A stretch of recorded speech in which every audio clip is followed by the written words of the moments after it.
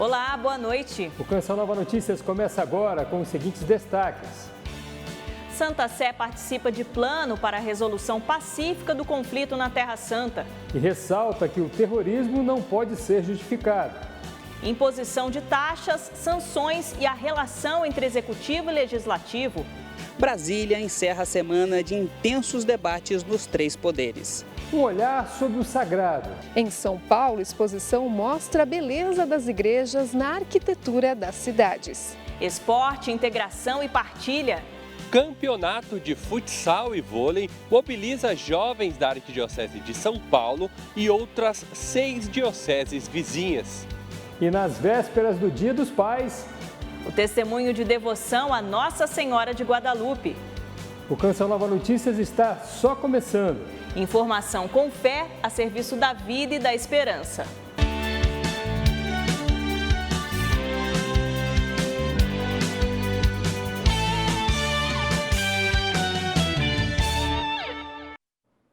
Boa noite. A Santa Sé vê na criação de 2 estados a solução para o fim do conflito na Terra Santa. O Alto Comissariado das Nações Unidas para os Direitos Humanos afirma que a ocupação de Gaza viola o direito internacional e faz um apelo para o fim do domínio do território palestino. O Alto Comissariado da ONU para os Direitos Humanos apelou a Israel que interrompa o plano de conquista militar em Gaza. Apelo feito após a decisão de Benjamin Netanyahu de prosseguir com a ocupação do enclave palestino. O plano se tornou oficial na noite desta quinta-feira, após 10 horas de discussão. A decisão contraria a Corte Internacional de Justiça, que pediu aos israelenses o fim da ocupação o quanto antes. Uma conferência sobre a resolução pacífica da questão palestina e a implementação da solução de 2 estados na Terra Santa teve a participação do observador permanente da Santa Sé na ONU, o arcebispo Gabriele Cássia. Para o prelado, o terrorismo não pode ser justificado e o direito de se defender de forma legítima deve ser feito dentro dos limites necessários e da proporcionalidade. A comunidade internacional observa com apreensão a campanha militar israelense. Pequim expressou preocupação e declarou que Gaza pertence ao povo palestino. A Turquia afirmou que é preciso impedir o deslocamento forçado dos moradores. A Arábia condenou a decisão e a persistência em cometer crimes de fome e limpeza étnica no enclave. Para a autoridade palestina, a ocupação será um crime de violação ao direito internacional, que causará uma catástrofe humanitária sem precedentes. O primeiro-ministro israelense Benjamin Netanyahu disse em uma rede social que o objetivo não é tomar Gaza, mas libertá-la do Hamas e permitir que um governo pacífico seja estabelecido lá. A Organização Mundial da Saúde alerta que em julho foi registrada a maior taxa mensal de desnutrição infantil aguda e de mortes causada pela falta de alimentos na faixa de Gaza. A Comissão Europeia pediu a Israel que reconsidere sua decisão, promova a entrada de ajuda humanitária e acesso imediato e irrestrito a Gaza.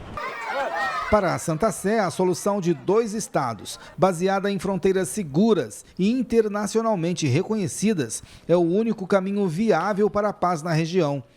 Perante a ONU, o arcebispo citou o Papa Leão XIV e seu apelo para pôr fim à guerra, clamando que o diálogo faça alcançar uma solução justa e duradoura para o conflito. Uma situação bem delicada. Após dias intensos de debates nos 3 poderes da República, a semana termina com certa tranquilidade em Brasília. No entanto, a imposição de taxas, sanções e a relação entre executivo e legislativo movimentam o cenário político nacional e são motivo de análise de especialistas. Mesmo com as mesas diretoras do Senado e da Câmara liberadas, o clima no Congresso continua tenso.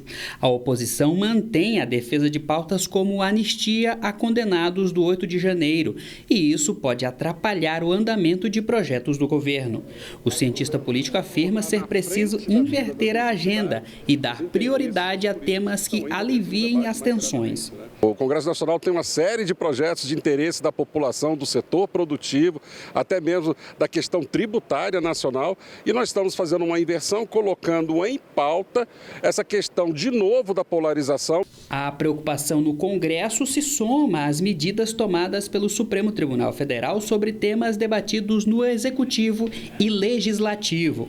Os parlamentares reclamam do excesso de judicialização em assuntos privativos do Congresso Nacional.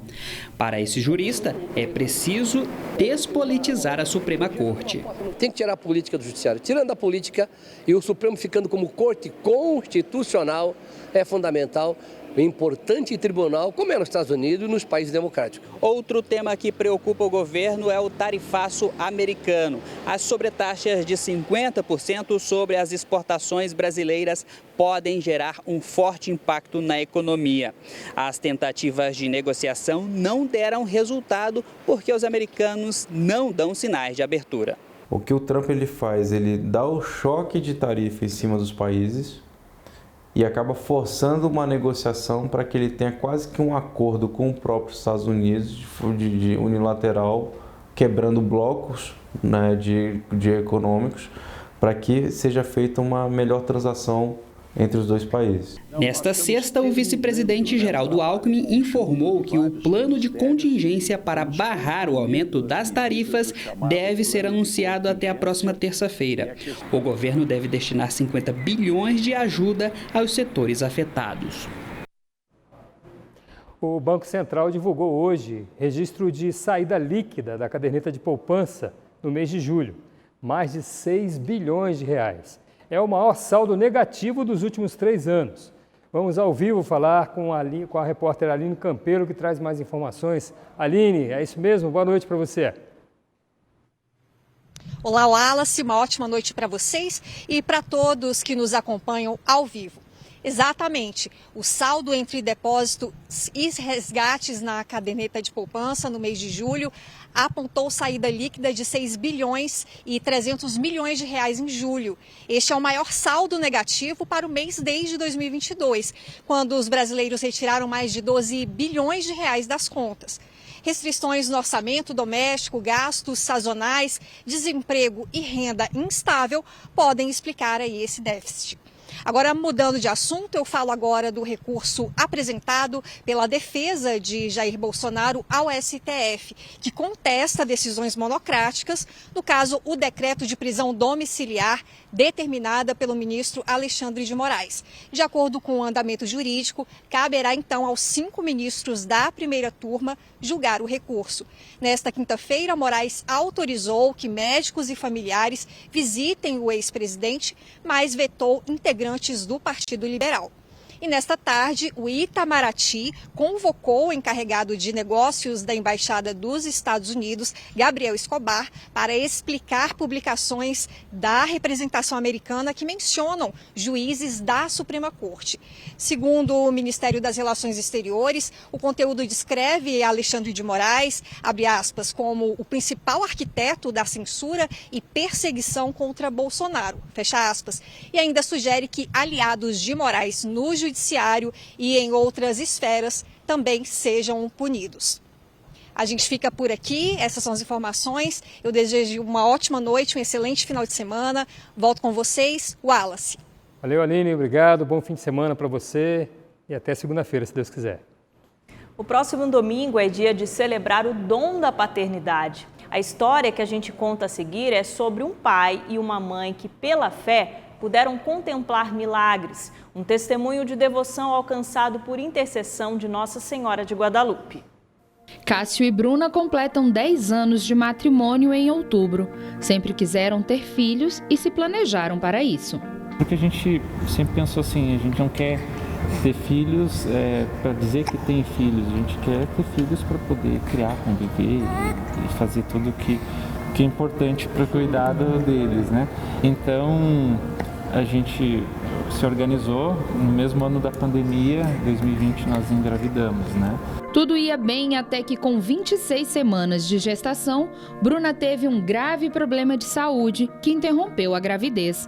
Vivendo o luto, eles conheceram o encontro de casais com Cristo e a devoção à Nossa Senhora de Guadalupe. A gente escolheu o momento da Sofia vir. mas a Sofia veio para nos ensinar muita coisa, né? Então hoje nós somos pessoas melhores por toda essa caminhada que a gente teve. Que ela fez parte. E que ela fez parte. Ela nos colocou nessa caminhada, né? Em meio à dor da perda e muitos questionamentos, na busca por uma resposta de Deus, a música Deixa Deus Sonhar em Ti, do Frei Gilson, soou como um chamado a acreditar nos sonhos que Deus tem para cada um de nós. E essa música, eu acho, transformou a minha fé. E espero que ela possa continuar transformando os sonhos de muitas pessoas. Após a perda gestacional, os médicos diziam que as chances de Bruna engravidar novamente e ter um neném eram muito baixas. Mas a fé construída no período de luto não deixou que eles desistissem e sabiam que a vontade de Deus iria prevalecer. 4 anos depois, veio a pequena Maria Flávia como presente de Nossa Senhora de Guadalupe. Para Deus nada é impossível. Só que Deus só faz o impossível quando nós fazemos o possível. Deixa Deus sonhar em ti. A Arquidiocese de Vitória, no Espírito Santo, deu início à exposição Igreja de Vitória Peregrina de Esperança à luz do Vaticano II. A mostra acontece no Centro Católico de Estudos Dom Silvestre Scandian e celebra os momentos mais importantes da Igreja.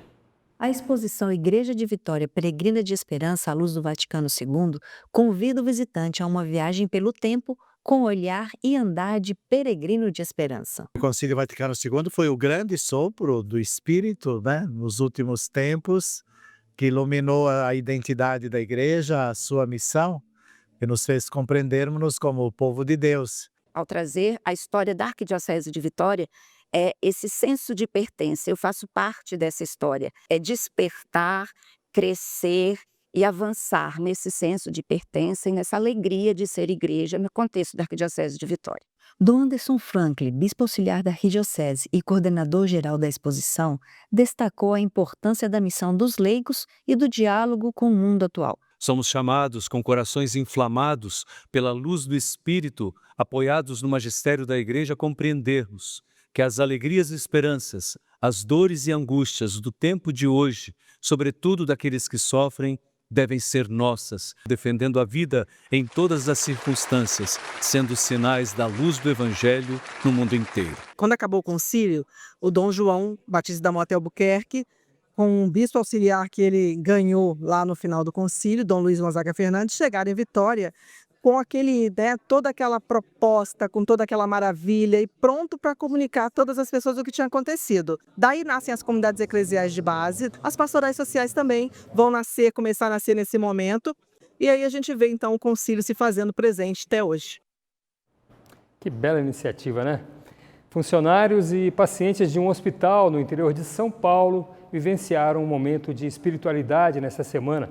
A unidade recebeu uma capelinha da Mãe Rainha 3 vezes admirável do movimento apostólico de Schanstatt.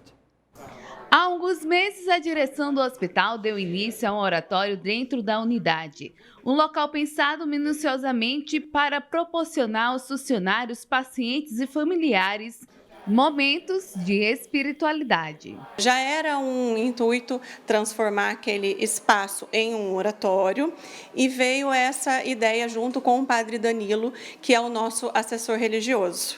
Toda primeira quinta-feira do mês, o hospital é visitado pelo Padre Danilo Moraes. Foi ele quem entrou em contato com a irmã Mariane, do Santuário de Schanstatt. Ela explanou essa possibilidade de estar trazendo para o hospital uma capelinha dos enfermos. De acordo com a obra de Schanstatt, essa é a única imagem peregrina dentro de um hospital em todo o mundo, o que torna a iniciativa ainda mais simbólica e histórica. No ambiente hospitalar, a capelinha da imagem da Mãe Rainha visita pacientes que professam a fé católica. A intenção é trazer conforto aos pacientes, melhora no tratamento, visando ter em conjunto o tratamento humanizado, fé e a medicina convencional. A gente decidiu acolher esse projeto da Mãe Peregrina por entender que a fé, junto com a saúde dos homens, né, ela pode trazer uma melhora muito mais saudável para os nossos pacientes, né?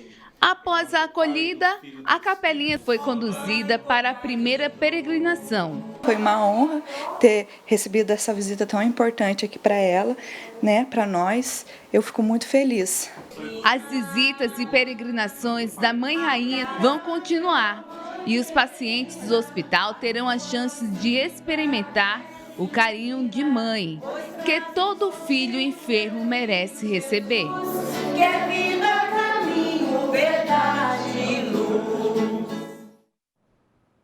Que legal, né? Vivemos um tempo onde é preciso expandir a fé e multiplicar o bem. A construção de um mundo melhor passa por ações como a deste hospital em Lorena e de pessoas unidas em favor do próximo. A Canção Nova é mantida pela ajuda generosa de quem contribui para a evangelização. Estamos com 22% na campanha de agosto. Associe-se e faça a diferença. Nossa chave Pix é pix.doação@cançãonova.com.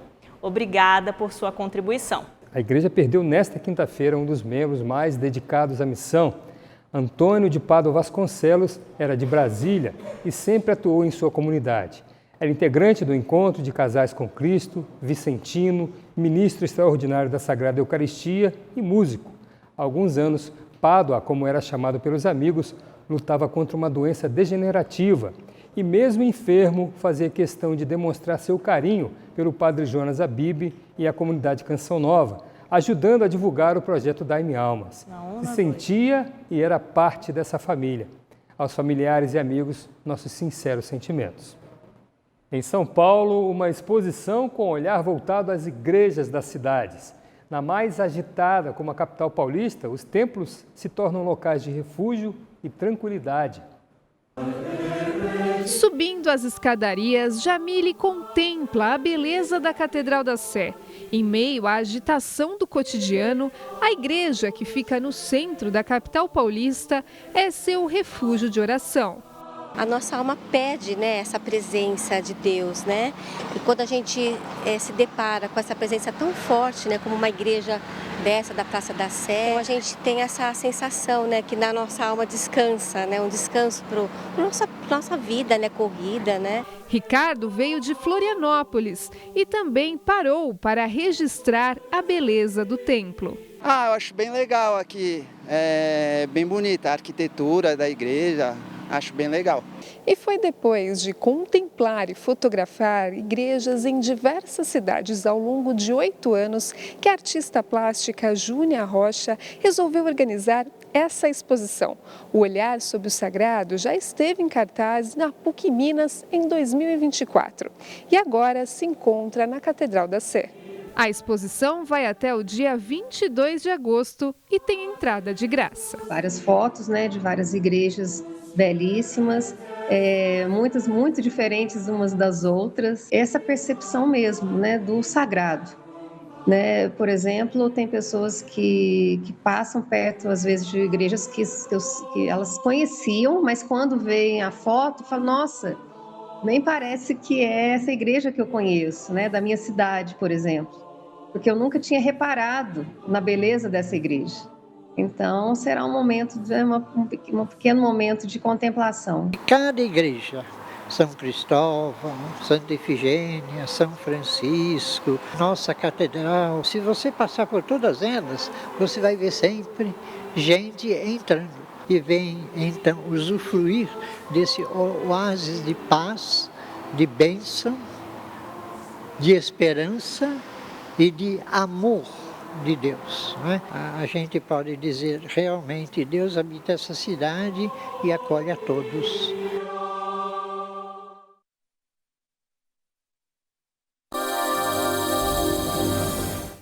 Olá, boa noite. O fim de semana gelado está vindo por aí e o Domingo dos Pais pode ser o mais frio.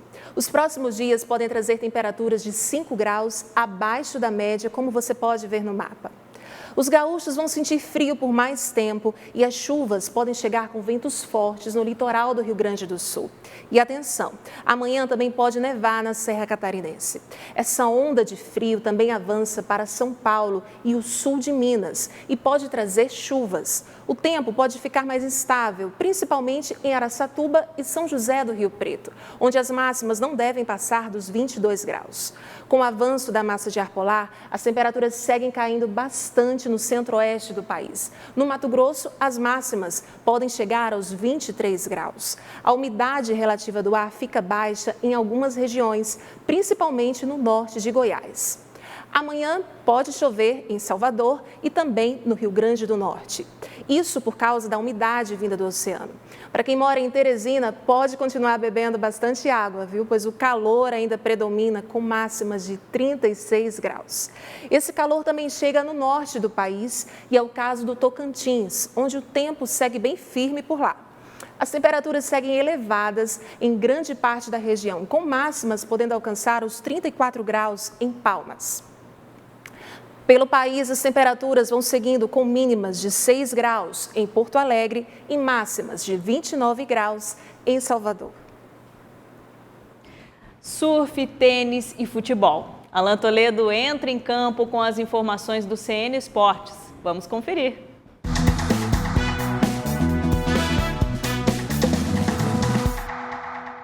Olá, começou ontem a última etapa da temporada da WSL e o Brasil segue bem representado nas águas do Tahiti.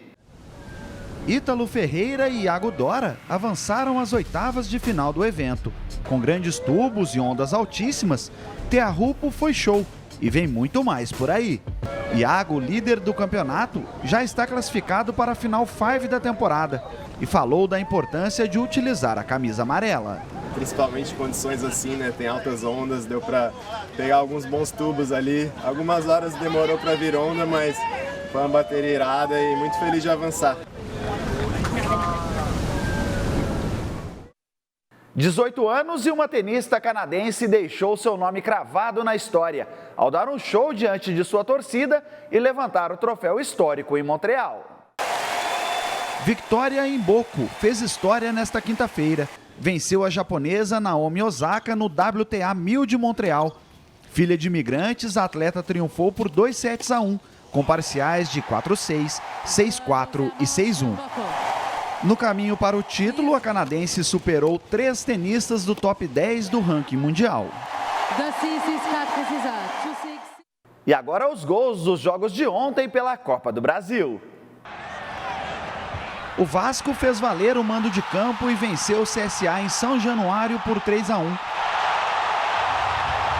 Os gols foram marcados pelo garoto Ryan, Felipe Coutinho e Tietê.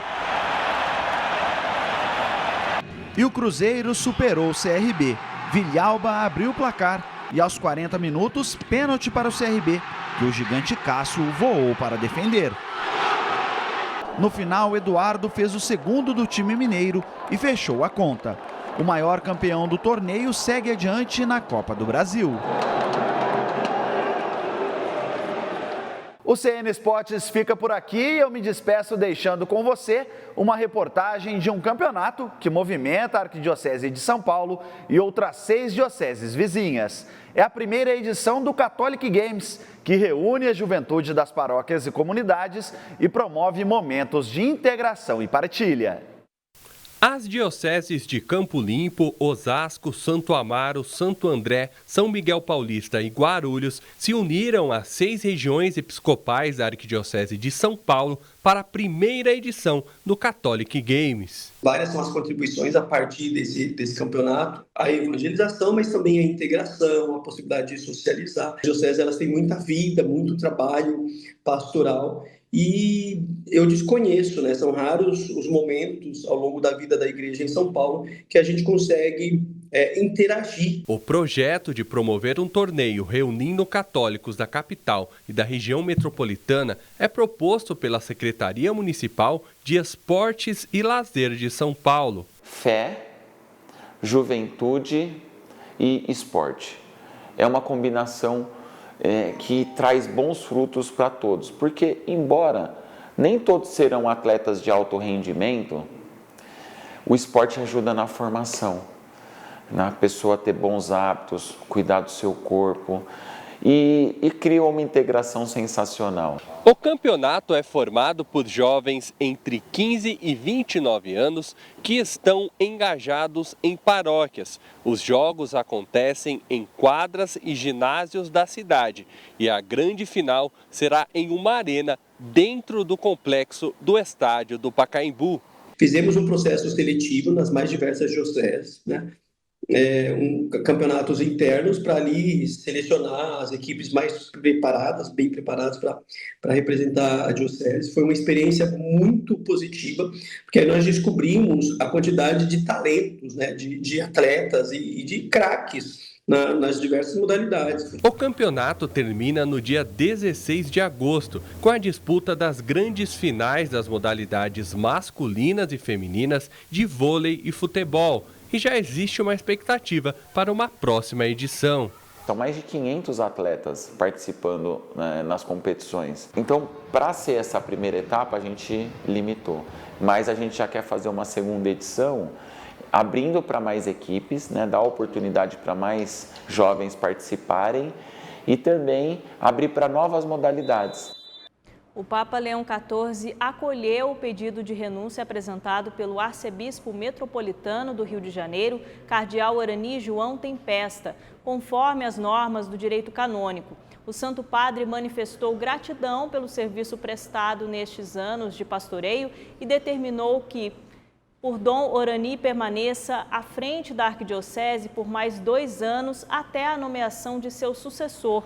O cardeal acolheu a decisão com espírito de comunhão e renovado compromisso neste tempo em que a arquidiocese celebra o jubileu de 450 anos de fundação.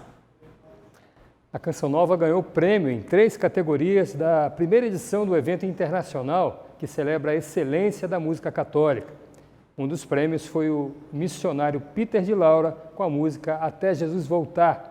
A história da música, tema do acampamento do PHN 2024, quem conta é Juana Cruz e Ederaldo Paulinho. Daqui para frente, ou santos ou nada. Os Santos ou Nada foi o tema do acampamento PHN do ano passado. A frase de Padre Jonas Abib reflete a urgência da busca pela santidade.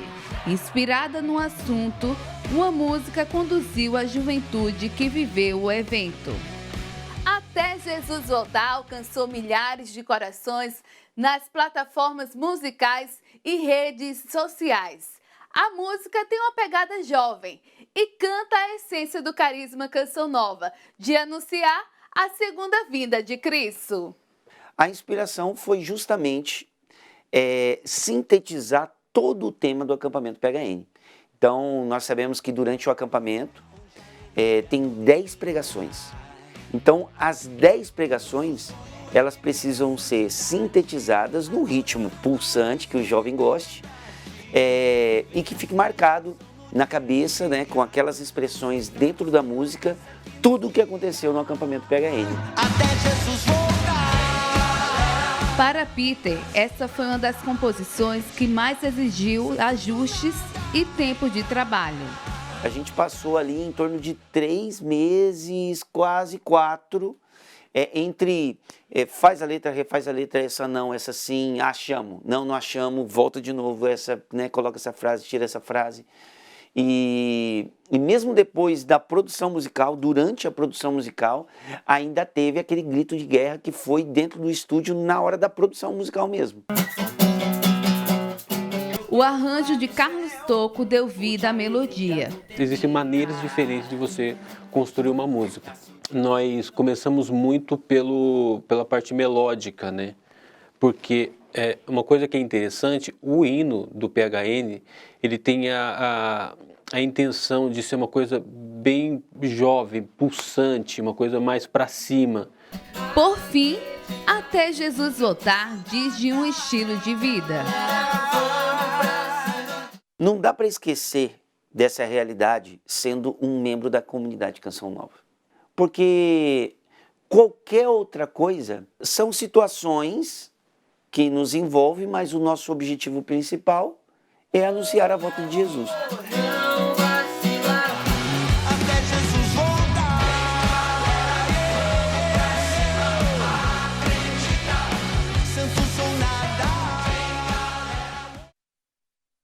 Essa é uma música que contagia, né, Fernanda? Um prêmio merecido. Merecido.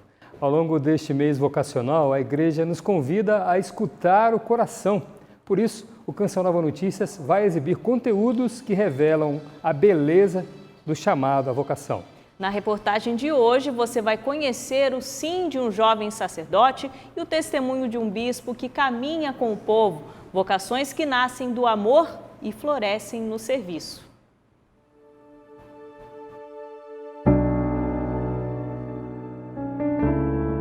Há chamadas que não vêm com som, vêm com fogo, um calor no peito, um desejo que não passa, uma certeza que não se explica. Assim é a vocação. Desde pequeno, eu sentia o desejo de ser padre, a vontade de ser sacerdote, mesmo não vindo de uma família, vamos assim dizer, católicos praticantes. Padre Dimas começou agora a escrever sua história de altar. Nas mãos, o cálice e o pão, e no coração, os sonhos de Deus. Um jovem sacerdote que diz sim todos os dias, mesmo sem saber o amanhã. Minha vocação ela é uma vocação de muitas lágrimas, de muitas lutas, de muitos desafios, mas os sofrimentos que eu vivi para chegar até o sacerdócio me tornaram mais humano, me tornaram mais alegres, me fizeram mais doce. A vocação é um chamado, um ardor inexplicável ao coração. O sacerdócio é um convite de entrega total de vida a Deus. O padre é portador de esperança para o seu rebanho, para o povo de sua paróquia. Não é merecimento, não é que eu terminei os estudos, recebi um troféu, recebi um diploma. Ao contrário, é algo tão grandioso que abarca, que abraça a minha vida. Há quem caminha mais tempo com o povo, conhece a rotina de cada paróquia, o silêncio dos bancos da igreja e não se esconde atrás de formalidades. Nas redes sociais, partilha encontros e bênçãos. Longe dela, a vocação mais profunda, a de estar perto. O bispo deve estar e caminhar à frente do povo para apontar os caminhos, deve estar no meio do povo para sentir as suas necessidades, as suas dificuldades, os seus desafios, os seus obstáculos e caminhar atrás do povo para incentivar aqueles fiéis que estão assim, um pouquinho mais cansados, desanimados. Dom Vladimir lembra, santidade também habita o cotidiano. Em dias de distâncias, ele quer proximidade. Um coração que se reconhece na escuta e se realiza no amor dos pequenos gestos, dia a dia. A gente acaba se aproximando do povo, não no sentido de que a gente tenha curtidas, mas no sentido de que a pessoa possa experimentar também a mensagem de Deus e a mensagem de Jesus Cristo. No mês vocacional, talvez Deus também te chame a estar mais atento, disponível, generoso. Num banco vazio, o silêncio espera. Na barraca de cocada, a vida é de rotina doce. E ser padre, ser bispo, ser igreja, é ver Deus onde muitos já não veem. É ser esperança na praça, na feira e na vida real.